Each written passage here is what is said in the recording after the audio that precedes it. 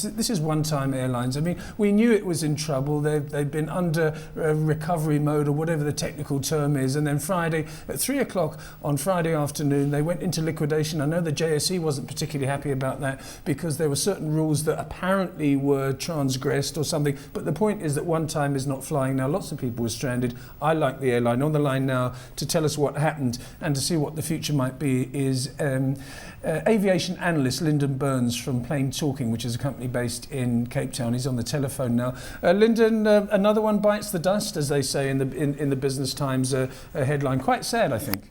Sadly, yeah, Lindsay. Not good news in terms of competition, but also hardly unexpected. No, and just we haven't got much time on this one, Linden, but I want to know if what we heard this morning on national radio from, I think it was Neil Bezadenhope, but somebody anyway from Mango said that Mango doesn't receive any support from South African Airways or from the government, and therefore the playing field is level. So you can't blame the South African government or the national carrier for the demise of a succession of private operators. What do you say? Yeah, I think that there's semantics around how Mango is possibly funded, but I think fundamentally I agree with Nico. The airline industry here was deregulated in '91.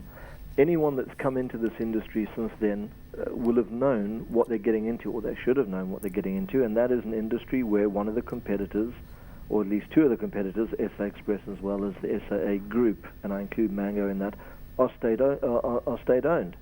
And they're able to go and get recapitalization from their shareholder, which is you and I, as taxpayers, in the same way that Comair has to go to its shareholders to get capitalization or issue do a rights issue or an IPO, as they did, and the same with One Time. So I don't see a difference. I think that that whole thing about ownership is a bit of a red herring. I think the fundamental issue here is One Time we're selling tickets at sub-economic fares and weren't nimble and swift enough in adapting their fleet and their business model to the changing environment we're in.